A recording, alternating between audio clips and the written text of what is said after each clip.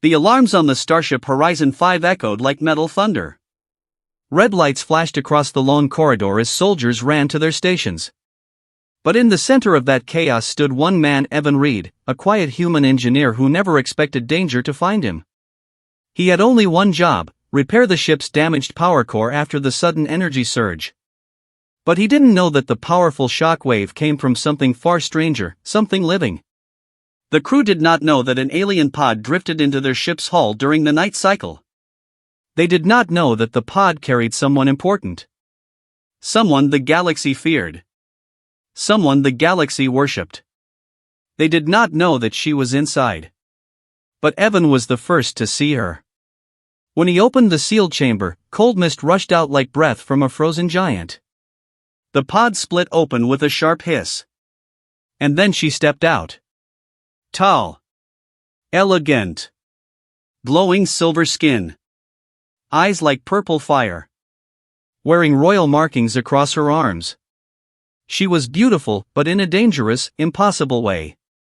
She looked like a creature made from starlight. Evan froze, whispering to himself.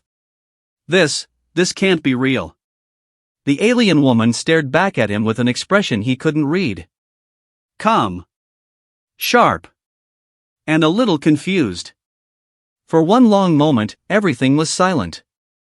Then the ship shook again. The alarms grew louder. She took one step forward, and Evan panicked. He stumbled back, tripped on a cable, and, before he could even think, his hand slapped directly against her waist. Soft. Warm. Electric. He touched the alien princess. Both froze. Her eyes widened. The purple glow inside them flickered like flames in the wind. Her lips parted slightly, and her breath brushed against his skin. The air between them turned hot. Evan's heart nearly exploded. I'm sorry. I didn't mean, I'm not, please don't kill me, he said, turning red, terrified. But instead of anger, instead of a scream, the alien princess leaned in close. Closer. So close he could feel her heartbeat vibrating through his fingers. And she whispered the unthinkable. Do it again. Evan felt like his soul fell out of his body. The Princess of Xeraxia. Her name was Princess Leora of Xeraxia, the future ruler of a star kingdom known for strict honor, ancient traditions, and warriors who never smiled. Xeraxians never allowed physical touch with outsiders.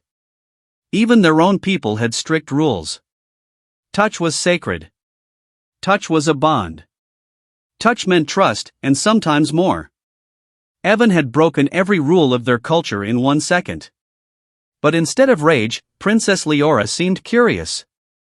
She stepped even closer. You touched me without fear, she said. That is rare. It was an accident, Evan said. A stupid accident. Accident, she repeated, testing the word. No one touches a Xeraxian princess by accident. Unless destiny pushes them. Evan blinked. Destiny? No. I'm just an engineer. I fix wires. That's all. Leora tilted her head slightly, analyzing him like a puzzle. Your heart is loud, she whispered. I can hear it. That's because you scared me half to death. Evan said. She smiled. And her smile was more dangerous than her glowing eyes. The war outside. Before Evan could ask anything, the ship shook again.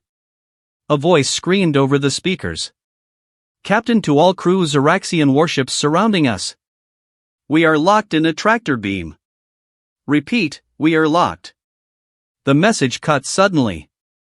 Evan looked at Leora with growing fear. Your people are here? Why? What do they want? Her expression changed. Serious now. Focused. They want me, Leora said. I escaped my palace. I refused the marriage they forced on me. My father sent warships to bring me back. So they'll destroy our ship? If they think you captured me, yes. Evan swallowed hard. So, we're all dead. Leora studied him for a moment. Perhaps not, she said softly. You touched me. That means you may help me. Evan raised his hands. Look, Princess, I barely understand my own life. I cannot solve royal alien problems. You already did, she said. You freed me from the pod. You found me before your captain. And you touched me. That gives you a special place in Xeraxian culture. Evan's voice cracked. Special, how? She walked to him slowly, graceful like floating crystal, and placed her glowing palm gently over his chest. You are now my protector. Evan nearly fainted. Escape plan. Before Evan could refuse, the ship lights flickered. Heavy footsteps echoed down the corridor. Human soldiers. They were coming to secure the unknown alien lifeform. Evan panicked. Listen, if my captain sees you, he'll lock you in a containment cell.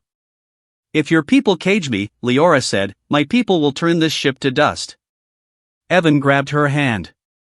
Then we need to hide you. Now.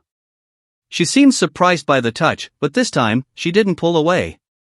In fact, her cheeks glowed brighter. They moved quickly through the hallways, using maintenance tunnels Evan knew well. Leora walked behind him, silent but alert, scanning every sound with her strange, heightened senses. At one point, a guard passed right above the vent they crawled through. Evan stopped breathing. But Leora placed a hand over his back. Calm. Warm. Reassuring. Your fear is loud, she whispered. But your courage is louder. Evan thought, she is going to kill me with compliments before the guards do. The heart of the ship. They reached the engineering bay, the safest place Evan could think of. Okay, he said, catching his breath. Here is the plan. I shut down some sensors. You hide behind the plasma engines. Then I talk to my captain and convince him not to. Leora stepped toward him again. Evan, she said softly, you are thinking like a soldier. I need you to think like a human. I am a human. Good, she said, smiling. Then trust your heart. Evan blinked. Trust what does that mean? Why are you making everything sound romantic? It is not romantic, Leora said. It is cultural. Cultural? In Xeraxian tradition, when someone touches a royal without permission, one of two things must happen. Evan froze. What two things? Either the royal kills them, she said calmly. Evan's soul left his body. Or, she leaned close again. So close her breath warmed his ear. The royal chooses them as a life-bonded partner. Evan choked on his own air. Life what? Life-bonded partner, she repeated. A union between souls. A vow of trust and protection. He stared at her in pure panic. Princess, you cannot just choose someone because they tripped and touched your waist. I can, she said. And I did. Evan opened and closed his mouth like a broken robot. But why me? She stepped closer. I saw your eyes when the pod opened. No hunger. No greed. Only fear and kindness. I have lived my whole life surrounded by warriors and liars. No one ever looked at me the way you did. The engines hummed softly behind them. Her voice dropped to a whisper. You looked at me like I was someone who needed help, not someone who needed to be obeyed. Evan felt heat in his chest. She wasn't dangerous. She was lonely. The unthinkable. Suddenly the entire room shook violently. A giant shadow appeared outside the window, a Xeraxian battleship preparing to fire. Evan grabbed Leora. They're going to destroy us. Not if I give myself up, she said. But if I do, I will never be free again. Evan stared at her glowing eyes. He knew the choice she faced. He knew what she wanted. He made his decision. Princess, he said softly. I'll protect you. I don't care what your culture says. I'm not letting your people take you. Her eyes widened. "You choose me," she whispered. Evan nodded. "Yes." Then Princess Leora leaned forward, slowly, softly, and pressed her forehead against his. A Xeraxian sign of deep trust. And then she whispered the second unthinkable thing. "Then I choose you too, Evan Reed."